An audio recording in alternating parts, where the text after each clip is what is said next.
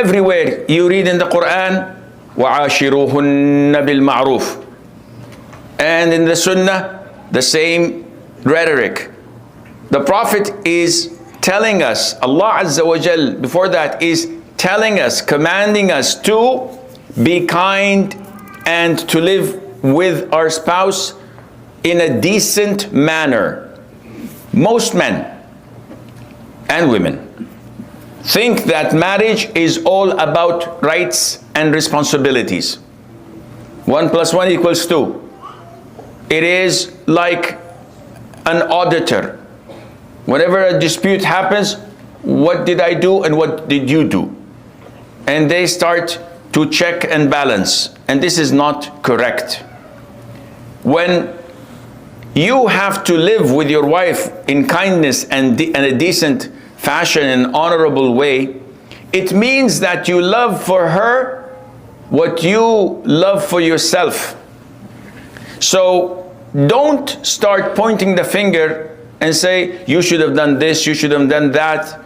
Rather, look, if your sister or daughter were to be treated in the same fashion, how would you feel? If you were a wife and your husband was treating you in the same fashion, how would you feel? We tend never to think in this way. And this is one of the traits and characteristics of a true believer. The Prophet said, alayhi salatu wasalam, Iman is 60+ branches, which means that if you do not fulfill and complete these branches, you'll never be classified as a full-fledged mu'min.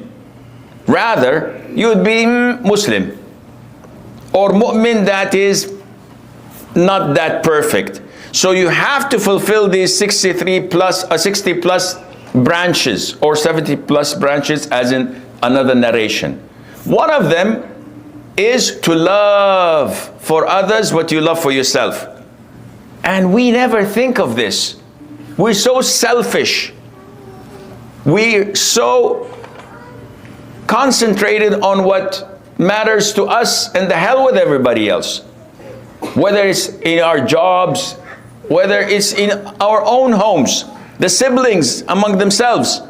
I'm not gonna do this. They should do that. I never think of what your country should do to you, but what are you going to do for your country? What Uncle Sam says. This is what we should behave, or how we should behave. So marriage is not an equation that is fixed.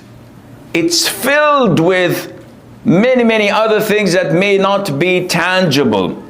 It is not restricted only to food.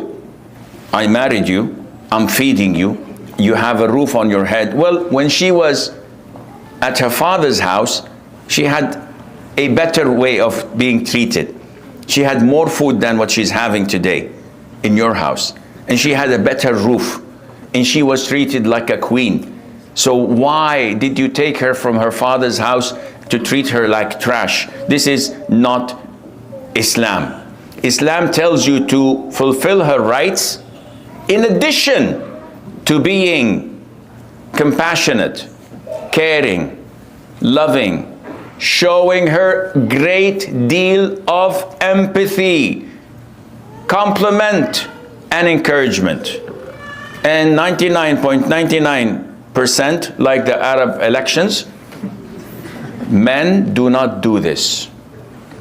They fail in showing their emotions.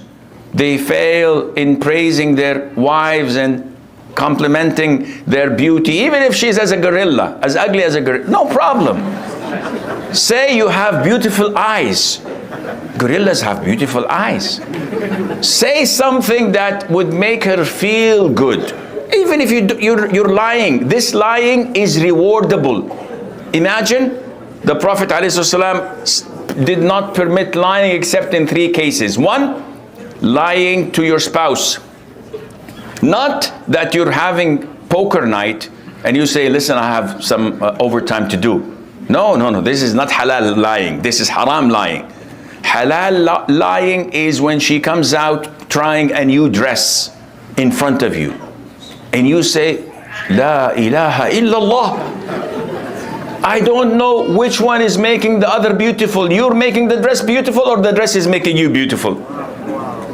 This gives you a pass for 6 months. I've done that, I've been there. Trust me. But when you see her trying a new dress and she says, honey, how do I look? And you start laughing for half an hour and can't control yourself. Say, oh, I don't know, is this your granddaughter's dress? You're going to have problems. So you have to compliment her, praise her, give her kind and nice words.